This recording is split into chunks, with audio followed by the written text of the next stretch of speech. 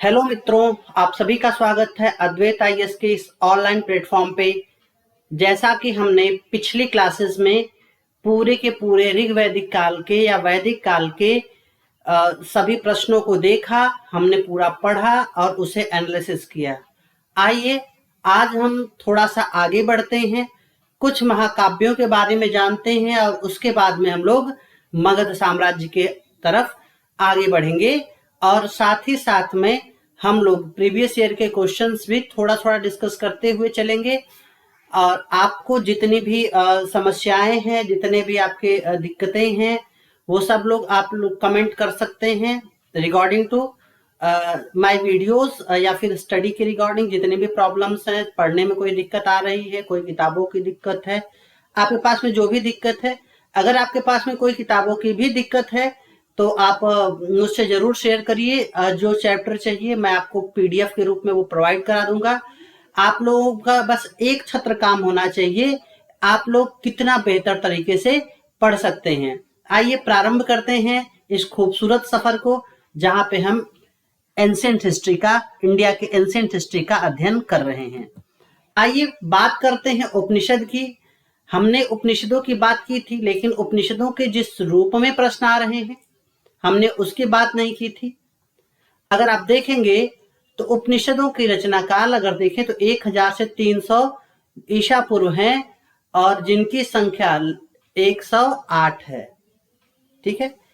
उपनिषद, उप यानी बैठना, उप यानी बैठना, नि मतलब पैर और शद यानी सदगुरु, यानी सदगुरु के चरणों के पास बैठना।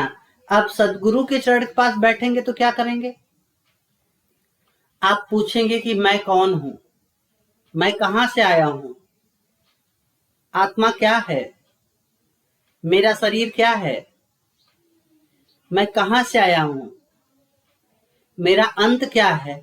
तो यानी ये सारी चीजों का, यानी जो दार्शनिक वाद विवाद हैं उन पर गंभीर चिंतन मनन का परिणाम ये उपनिषद है, जिसमें ये सारी चीजें लिखी गई हैं। अब देखिए, इसमें 108 में से केवल 10 उपनिषद सर्वमान्य हैं, जिसमें अगर आप देखें तो उपनिषदों के विषय वस्तु के बारे में जो इम्पोर्टेंट था वो मैंने वेदों के अध्ययन के साथ ही बता दिया है। मैं इस वीडियो के कमेंट बॉक्स में उसका जो है लिंक दे दूंगा। हाँ, मेरे एक स्टूडेंट का वो था कि कमेंट किया था कि उन्हें पीडीएफ चाहिए, तो बेटा पीडीएफ मैं आप सभी को टेलीग्राम पे प्रोवाइड करा दूंगा। टेलीग्राम का लिंक मैं आपके साथ शेयर कर दूंगा, क्योंकि थोड़ी सी प्रॉब्लम ये हो रही है कि मैं जब अपने ड्राइव पे अपलोड करके उसका लिंक मैं जब इसके साथ पिन कर रहा हूं तो मेरे पास बार बार मेल आ रहे हैं कि इससे सिक्योरिटी ब्रीच होने की संभावना है, मेरी ईमेल आईडी को हैक किया जा सकता है। तो इसलिए बेटा हम पीडीएफ को टेलीग्राम चैनल पे सभी पीडीएफ को शुरू से लेके इस जो है पीपीटी के सारे पीडीएफ आपको वहां पे डाल दूंगा, आप आराम से एक्सेस करके ले सकते हैं। कोई भी दिक्कत होने पर आप मुझे, मैं इस वीडियो के लिंक बॉक्स में अपना नंबर पिन कर दूंगा, आप मुझे मेरे नंबर पे कॉल कर सकते हैं और जो भी आपकी समस्याएं होंगी पढ़ाई से संबंधित वो चीजें मैं सॉल्व करने की कोशिश करूंगा। आपका बस एक तंत्रीय कार्यक्रम है कि आप पढ़िए, ठीक है। जो भी समस्याएं हैं, समस्याओं से पढ़ने से कोई मतलब नहीं है, आप पढ़िए और बकिया सारी चीजें छोड़ दीजिए, ठीक है। तो आप देखेंगे ईस, केन, कट, मांडुक्य, तैत्तरीय, ऐत्रेय और छंदोग्य, श्वेताश्वर, बृहदारण्यक। बृहदारण्यक उपनिषद की एक बात याद आई कि एक मूवी है, मूवी का नाम है अवतार, ठीक है। अवतार बेसिकली बृहदारण्योपनिषद के एक कॉन्सेप्ट से लिया गया है। क्या कॉन्सेप्ट है? कॉन्सेप्ट ये है कि आत्मा को एक शरीर से दूसरे शरीर में ट्रांसफर किया जा सकता है, उसके लिए एक विधि होनी चाहिए। हालांकि उस विधि का पूरा वर्णन नहीं है। ठीक है, अब आप देखेंगे कि उस अवतार मूवी में, जो हॉलीवुड की मूवी है, वहां पे एक जो है 2 शरीर बनाई जाती है और एक जो है बनाया जाता है मशीन, जिसमें से एक शरीर, एक ही आत्मा जब मंगल ग्रह पे होती है तो दूसरे शरीर में होती है, और जब उसको सामान्य इन्वायरमेंट में लाते हैं तो वो दूसरे शरीर में होती है। ठीक है, तो यदि आत्मा का एक शरीर से दूसरे शरीर में जाना, बृहदारण्योपनिषद में ये चीजें लिखी गई हैं। ठीक है, तो मुंडक, प्रश्न, मैत्रेयणी, ये सब सारी जो है, अगर कहें तो ऋग्वेद के 10 उपनिषद, शुक्ल यजुर्वेद के 19, कृष्ण यजुर्वेद के 32, सामवेद के 16 और अथर्ववेद के 31, सब मिला करके आपका 108 उपनिषद होता है। कुछ उपनिषद हैं जो कि अलग हैं इससे, तो इन उपनिषदों के बारे में जानकारी रखनी चाहिए। हालांकि उपनिषदों के बारे में बड़ी जानकारियां और इम्पोर्टेंट जानकारियां मैंने वेदों के साथ में आपको बता दिया है, इसलिए यहाँ पे उसे पिन नहीं किया है, केवल उसका रिपीटेशन होगा। आप लोग जाके उस वीडियो को दोबारा देख सकते हैं, जो कि ये रिकॉर्डेड क्लासेस हैं, तो आपको कोई दिक्कत नहीं। आप कितने बार भी कोई वीडियो देखिए, आप बस रिवीजन करिए। आपको जो दिक्कतें आ रही हो, जो वो समस्याएं हो, आप बताइए। चलिए आगे चलते हैं। धर्मनिरपेक्ष साहित्य, इससे एक बार प्रश्न आपको दिखाया था, एक प्रश्न आया था। प्रत्येक वेद के साथ आर्यों ने लौकिक साहित्य का समावेश किया, जैसे जड़ी बूटी का ज्ञान, जैसे संगीत का ज्ञान, जैसे धनुर्विद्या का ज्ञान, जैसे मकान निर्माण इत्यादि का ज्ञान। तो आयुर्वेद के साथ, आयुर्वेद को इन्होंने ऋग्वेद के साथ जोड़ा, तो ऋग्वेद किसके साथ जुड़ गया? आयुर्वेद के साथ में। संगीत का जो वेद है उसे कहेंगे गंधर्व वेद, उसे किससे जोड़ा गया? साम, क्योंकि सामवेद वैसे ही गाने पर आधारित है और गंधर्व संगीत पर आधारित है, तो दोनों को एक साथ जोड़ दिया गया। यजुर्वेद में धनुर्वेद को जोड़ दिया गया, धनुष कैसे चलाएंगे, बाण कैसे चलाएंगे, कितने डिग्री पे मारेंगे तो कितना दूर जाएगा, क्या होगा, वो सारी चीजें कहाँ पे हैं? यजुर्वेद में है। और आप देखेंगे कि जो शिल्प वेद है, उस यानी गृह निर्माण संबंधी जो है ज्ञान है, तमाम वस्तुओं को निर्माण संबंधी जो ज्ञान है, जिसको शिल्प वेद कहा गया, उसे हमने जोड़ दिया किसके साथ में? अथर्ववेद के साथ में। तो ये 4 धर्मनिरपेक्ष साहित्य हैं: आयुर्वेद, गंधर्व वेद, धनुर्वेद और शिल्पवेद। आयुर्वेद को जोड़ा गया ऋग्वेद के साथ, गंधर्व वेद को जोड़ा गया सामवेद के साथ, धनुर्वेद को जोड़ा गया यजुर्वेद के साथ, और शिल्पवेद को जोड़ा गया अथर्ववेद के साथ में। इसके अलावा अगर देखा जाए तो वेदांग साहित्य, तो वेदों को सही और बेहतर तरीके से समझने के लिए वेदांग साहित्यों की रचना होती है। यानी वेदों को सही बेहतर ढंग से समझने के लिए किसकी रचना होती है? वेदांग साहित्य की रचना होती है। अगर आप देखें तो वेदांग साहित्यों की संख्या है 6। कौन कौन से वेदांग है? शिक्षा, यानी मंत्रों का सही उच्चारण कैसे किया जाए, तो पहला वेदांग शिक्षा। दूसरा कल्प, यज्ञों का सही संपादन कैसे किया जाए। तीसरा व्याकरण, यानी भाषा को वैज्ञानिक रूप से, आपने व्याकरण को की परिभाषा पढ़ी होगी कि किसी भाषा को व्यवस्थित तरीके से, जो ज्ञान को व्याकरण कहते हैं, किस तरीके से व्यवस्थित पढ़ा जाए, अगर ये ज्ञान जहाँ पे लिखा है उसको हम व्याकरण कहते हैं। ठीक है, तो भाषा को वैज्ञानिक स्वरूप प्रदान करने के लिए अब आप देखेंगे कि दुनिया के सबसे बड़े व्याकरण के रूप में आपको संस्कृत का व्याकरण दिख जाएगा। तो पाणिनि, नामक, ठीक है, एक व्याकरणविद हैं जिन्होंने संस्कृत भाषा में, इनका बृहत सिद्धांत कौमुदी है।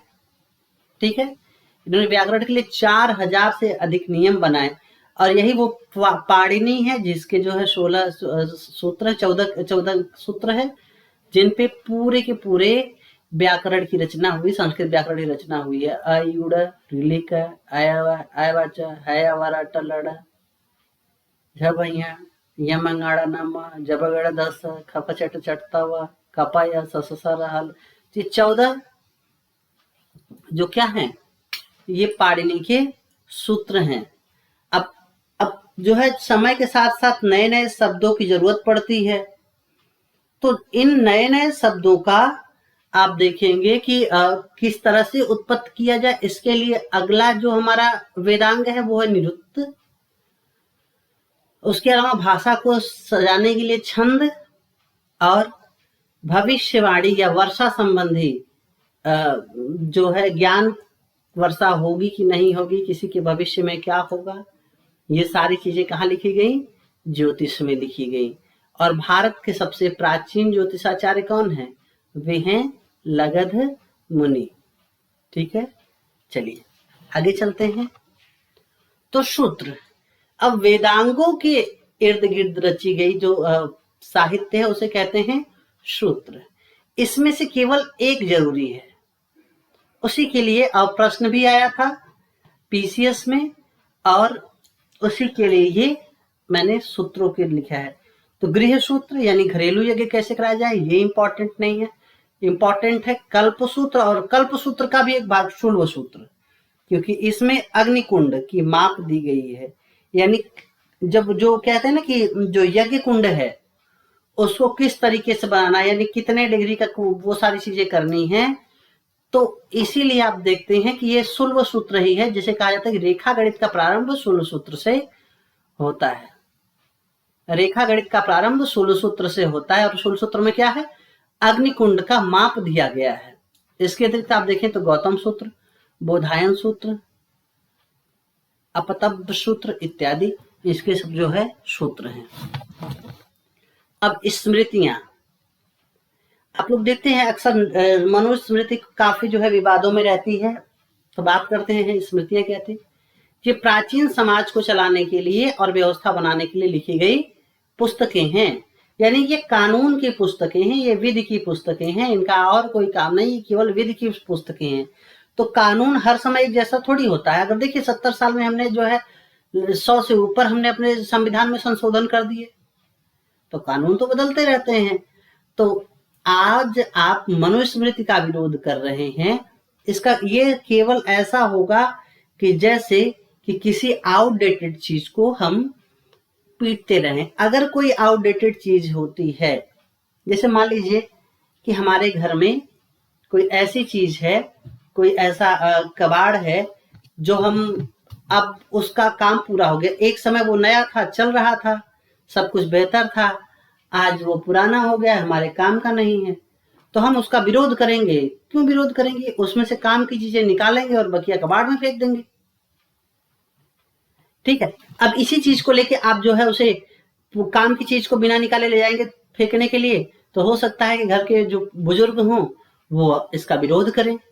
तो यही समाज में होता है, जो बुजुर्ग वाली जो पुरानी सोच रखते हैं वो स्मृतियों का वो करते हैं, मनुस्मृति को सपोर्ट करते हैं, और जो लोग विरोध करते हैं उन्होंने खुद नहीं पढ़ा कि मनुस्मृति में क्या है। अगर आप मनुस्मृति को देखें तो उसी से वो वाक्य निकलता है कि यत्र नार्यस्तु पूज्यन्ते रमन्ते तत्र देवता। हाँ, मनुस्मृतियां बहुत सारी चीजें गलत हैं, मनुस्मृति को कदाचित नहीं मानना चाहिए, लेकिन हाँ, किसी भी बुक को जितना हमारे तर्क, कोई भी धर्म है, जितना हमारे तर्क के आधार पे सही है, मैं उतना धार्मिक हूं।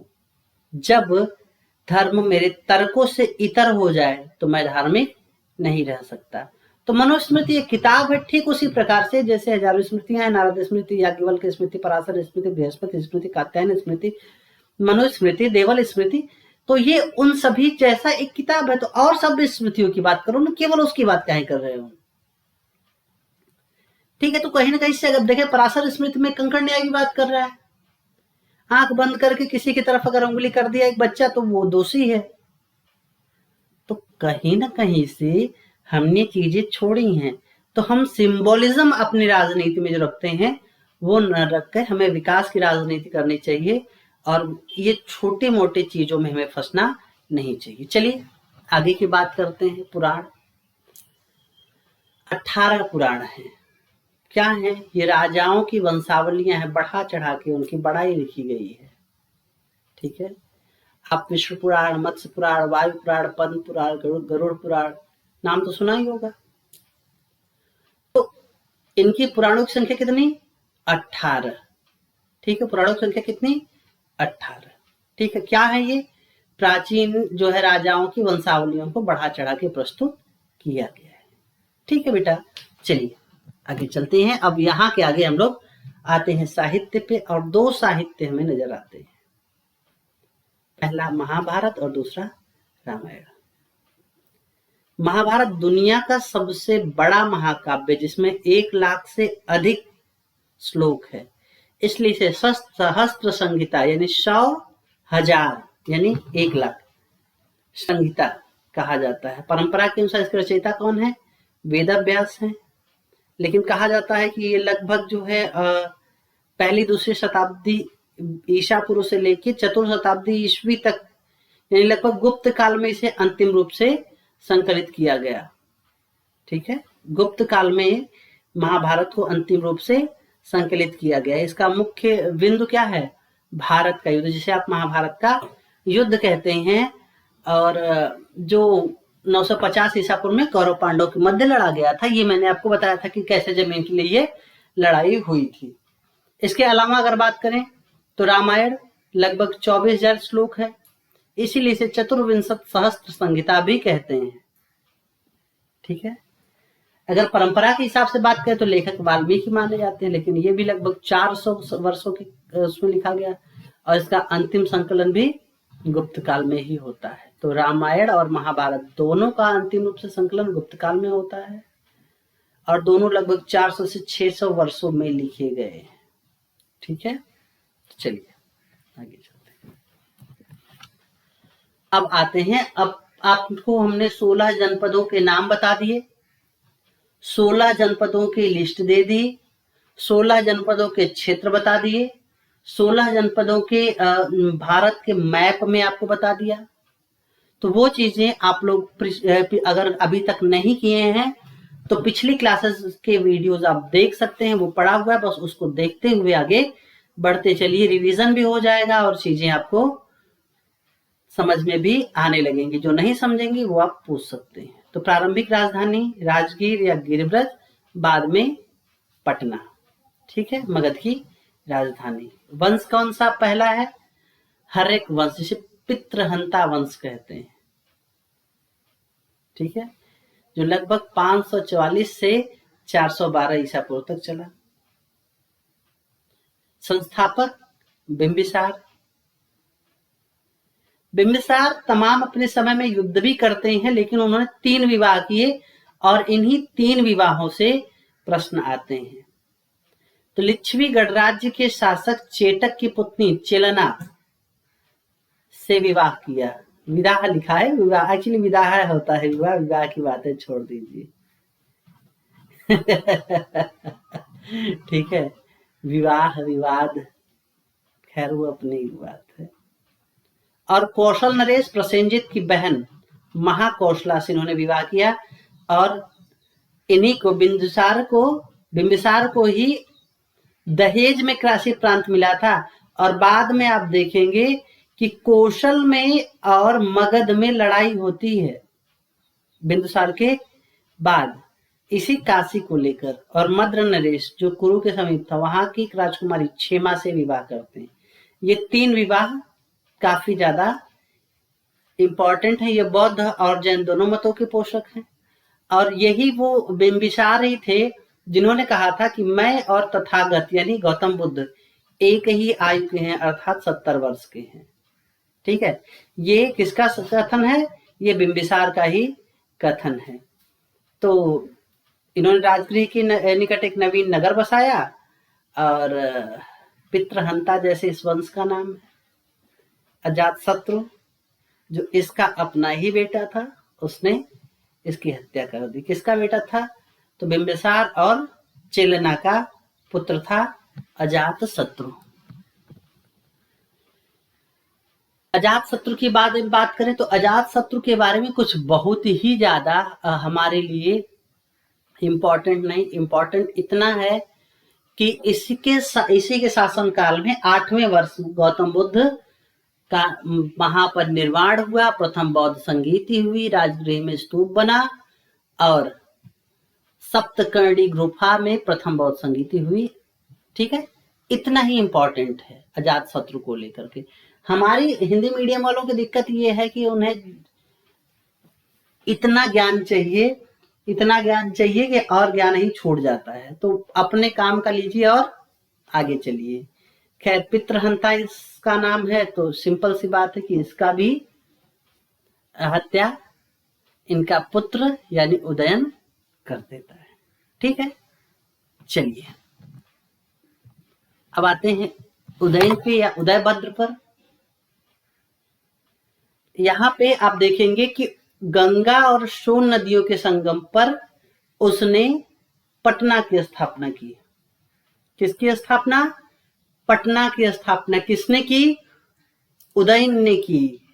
ठीक है, नाम क्या था? पाटलिपुत्र या कुसुमपुर। किसने स्थापित किया? उदयन ने या उदयभद्र ने। ये बिहार पीसीएस का सबसे मनपसंद प्रश्न है। ठीक है, अब ये पहली बार अपनी राजधानी पटना ले जाता है। ठीक है, तो पटना को पहली बार अपनी राजधानी बनाने वाला उदयन था और इसकी भी एक व्यक्ति ने छुरा भोंककर हत्या कर दी। अब उदयन के 3 पुत्र थे, अनिरुद्ध, मुंडक और नागदशक। सब ने बारी बारी से क्या किया? शासन किया। बाद में आप देखेंगे अलग अलग मत है, लेकिन ऐसा माना जाता है कि इन्हीं के जो सेनापति हैं शिशुनाग ने हत्या कर दिया। किसका? नागदशक का। और नागदशक का हत्या करके क्या करता है? तो वो शिशुनाग वंश की स्थापना करता है। यानी अगर आप देखें तो हर एक वंश में 3 शासक जो इंपॉर्टेंट हैं, जो थोड़े मोड़े जानने वाले हैं, तो बिंबिसार हैं, अजात शत्रु हैं और उदयन है। उसके बाद में अयोग्य शासक हैं और अंत में इनके शासक को मारकर शिशुनाग ने शिशुनाग वंश की स्थापना कर दी। ठीक है, अब देखेंगे यहाँ पे शिशुनाग वंश की स्थापना शिशुनाग ने की। अपनी राजधानी कहाँ लाया? पटना से उठा के वैशाली ला दिया। ठीक है, और इसके पुत्र हैं कालाशोक। राजधानी को फिर से कहाँ लेके गए? वैशाली से पटना लेकर चले गए। और अब जब कालाशोक एक बार राजधानी पटना लेकर जाता है तो ये राजधानी पटना ही रहती है। यानी अब जो मगध की राजधानी है अब वो पटना ही रहेगी। और आपको सिंपल सी बात है कि जो द्वितीय बौद्ध संगीति हुई थी, जिसमें कालाशोक के समय में द्वितीय बौद्ध संगीति की स्थापना हुई थी 353 बीसी में और इसकी भी हत्या अपनी राजधानी के आसपास ये घूम रहा था, एक व्यक्ति ने इसकी हत्या कर दी। ठीक है, तो इस तरह से शिशुनाग वंश की भी समाप्ति होती है और उसके बाद में नंद वंश आता है। नंद वंश की स्थापना कौन करता है? तो महानंदिन करते हैं। कौन करते हैं? महानंदिन। लेकिन इनका वध करता है इन्हीं के एक दासी का पुत्र महापद्मनंद, यानी इनको निपटा देता है। दासी का पुत्र इन्हीं का होता है, यानी दासी और इनके संसर्ग से ये महापद्मनंद पैदा होता है और ये बाद में बड़े होकर अपने पापा को निपटा देता है। और आप देखेंगे तो अब मगध साम्राज्य की जो मजबूती है वो महापद्मनंद से शुरू होती है। कलिंग विजय किया, वहां पे एक नहर खुदवाया।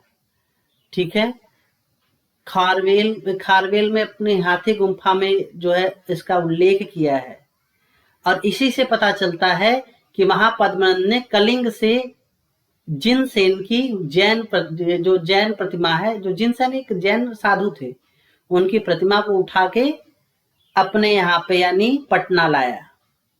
पुराणों में इसे एक छत्र एक राज शासक भी कहते हैं। ठीक है, ये बिहार क्विज से पूछा गया था।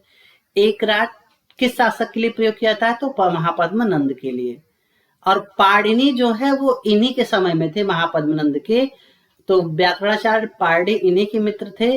और ये कहते हैं ना कि जो मगध साम्राज्य की मजबूती से नींव पड़ी वो महापद्म नंद ने ही डाली। चलिए आगे बढ़ते हैं। इसके बाद आते हैं घनानंद। अब ये नंदवंश का अंतिम शासक जनता पर बहुत ज्यादा अत्याचार कर रहा था। चाणक्य से पंगा ले लिया। ठीक है, चाणक्य ने कहा कि बेटा हम तुम्हें तो हटा के रहेंगे। चाणक्य चंद्रगुप्त को, चाणक्य जाते रहते हैं अपने इस अपमान को सहकर। तो वो जाते रहते हैं तो देखते हैं कि एक कुछ चरवाहे लड़के हैं जो कि खेल खेल रहे हैं। और उस खेल में एक लड़का होता है जो राजा बनने का स्वांग करता है, और सारे जो हैं सब लोग सारे बच्चे फरियादी का काम करते हैं। और वो बड़े बिना पढ़े लिखे होकर बड़े सही ढंग से और तार्किक रूप से न्याय का काम कर रहा होता है। इसको देखकर चाणक्य वहीं रुक जाते हैं। फिर थोड़ी देर में देखते हैं कि चंद्रगुप्त जो है छाछ यानी मट्ठा एक कुश के जड़ को खोद करके उसमें डाल रहा होता है। तो चाणक्य उसके पास गए और कहे कि बेटा आप ऐसा क्यों कर रहे हो। तो उसने कहा कि ये जो कुश है ये लगातार सबके पैरों में घुस रहा है और मैं चुभ रहा है, और मैं इस कुश को जड़ से समाप्त करना चाहता हूं।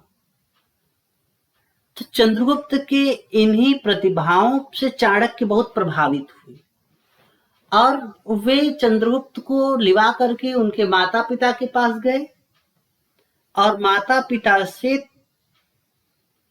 50 स्वर्ण मुद्राओं में चंद्रगुप्त को खरीद लिया और उन्हें लेकर चले गए। और बाद में यही वो चंद्रगुप्त था जिसने भारत के इतिहास का रुख मोड़ दिया। ठीक है, अब चंद्रगुप्त या गुप्त साम्राज्य को क्या कहते हैं, मौर्य साम्राज्य को लेकर के थोड़ा सा आगे बात करेंगे, लेकिन इससे पहले हम कुछ विदेशी आक्रमणों की बात कर लेते हैं। ईरानी आक्रमण की बात कर लेते हैं।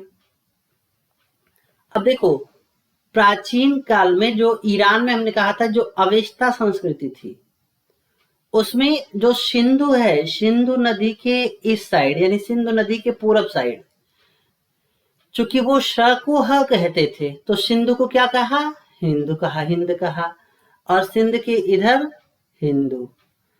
ठीक है, तो जो संस्कृत का सिंधु है वही ईरान में हिंदू हो गया। ठीक है, अब जब आर्य आए, जब 7 नदियों के क्षेत्र में उन्होंने रहना शुरू किया, तो 7 नदियों के क्षेत्र को उन्होंने कहा सप्त सिंधु, सप्त सिंधु, और इसी को ईरानियन में हप्त हिंदू कहा गया। क्या कहा गया, क्योंकि वो स तो कह नहीं पाते थे। और इन सब का उल्लेख मिलता है कि भारत पर सबसे पहला विदेशी आक्रमण ईरानियों ने किया, ईरानियों ने या फारसियों ने किया। साइरस द्वितीय ने सर्वप्रथम भारत पर अटैक किया। डेरिसन प्रथम या जिसे दारा प्रथम के नाम से भी हम जानते हैं, उन्होंने 516 ईसा पूर्व में आक्रमण करके भारत के पश्चिमोत्तर प्रांत को, यानी जो अफगानिस्तान का कुछ क्षेत्र, कुछ पाकिस्तान का क्षेत्र को अपने 20वें प्रांत में शामिल कर लिया। इतिहास के पिता हेरोडोटस ने इसका जिक्र करते हुए कहा है कि यहां से दारा को 360 टैलेंट स्वर्ण धूलि की आय होती थी, यानी यहां से जो टैक्स कलेक्शन होता था। तो भारत को क्या मिला, खरोष्ठी लिपि मिली, खरोष्ठी भाषा मिली, लिपि अरामाइक लिपि मिली, खरोष्ठी लिपि, अरामाइक लिपि। ठीक है, और यानी लिखने का ज्ञान होता है। और आप देखेंगे कि हेलेनिस्टिक कला भारत में आई, और बाद में आप देखेंगे आगे चल के जो हिंद ग्रीक कला है उससे हम परिचित होकर गांधार मूर्ति कला का जन्म होता है। ठीक है, आप देखेंगे कि ईरान में पहले से मुद्राएं चल रही थी, इससे देखिएगा भारत में भी जो है मुद्राओं का प्रचलन बढ़ेगा। और फारसी में स्वर्ण मुद्रा को डेरिन कहा जाता था और रजत मुद्रा को सिनलोई कहा जाता था। ठीक है, यानी स्वर्ण मुद्राओं का चलन हमने ईरान की देखा देखी अपने यहाँ पर शुरू किया। ठीक है, सिकंदर का आक्रमण, सिंपल सी बात है कि मकदूमियाई निवासी था यूनान के प्रांत का, लगभग 326 बीसी में आया, ब्यास नदी तक आया, और ब्यास नदी तक आने के बाद में वो आगे नहीं बढ़ पाए क्योंकि उसकी सेना ने आगे बढ़ने से ही मना कर दिया, और वो वहीं 19 महीने रहा। और वहीं पे आप देखेंगे कि झेलम वितस्ता नदी के पास में एक युद्ध होता है सिकंदर का और पोरस का, सिकंदर और पोरस का युद्ध होता है। इसमें देखिए अब यहाँ पे कुछ चीजें हैं कि यूनानी जो इतिहासकार हैं वो कहते हैं सिकंदर विजयी हुआ, पोरस पराजित हुआ। पोरस चूंकि वीरता से लड़ रहा था इसलिए सिकंदर ने राज्य उसे वापस कर दिया। लेकिन जो बहुत सारे ऐसे भी इतिहासकार हैं जो आप कहते हुए मिलेंगे कि पोरस जीता था, इसीलिए सिकंदर उसके राज्य पर जो है कब्जा नहीं कर पाया। खैर आप देखेंगे कि ये वही सिकंदर है कि बाद में सिकंदर से चंद्रगुप्त के जो है सिकंदर जब जा रहा था तो चंद्रगुप्त का युद्ध होता है, उससे तमाम चीजें होती हैं। और फिर वो जा रहा होता बेबीलोनिया में एक छोटी सी जगह पे, उसकी मृत्यु हो जाती है, बेचारा हैजा टीबी का शिकार हो जाता है ना, टीबी का। और जो है वो रास्ते में जा रहा होता है और 323 में, हाँ 323 जो है ईसापुर में बेबीलोनिया में सिकंदर मर जाता है। ठीक है, तो ये सिकंदर का एक छोटा सा फेज, बहुत ज्यादा इंपॉर्टेंट यहाँ नहीं है सिकंदर, और कहीं पर भी यूपीएससी पूरे सिलेबस में सिकंदर इंपॉर्टेंट नहीं है। अब हम जब आगे पढ़ेंगे तो यहाँ से चीजें थोड़ी सी और इम्पोर्टेंट और ज्यादा से ज्यादा इम्पोर्टेंट होती चली जाएंगी। और सबसे इम्पोर्टेंट मौर्य साम्राज्य, जिसे हम कल करेंगे। कल का क्लास इस पे कमेंट के स्पेलिंग में गलती है, मैं उसको सही कर दूंगा, राइटिंग मिस्टेक है। तो कल की क्लास आपके लिए इम्पोर्टेंट होगी, और आप लोग आइए, जुड़िए, अपने दोस्तों को भी शेयर करिए। आपके जो भी समस्याएं हैं वो हमें लिखिए, हम जितना भी पढ़ने में आपकी सहायता कर सकते हैं वो करेंगे। और वह किया, चलिए फिर मिलते हैं, तब तक के लिए नमस्कार।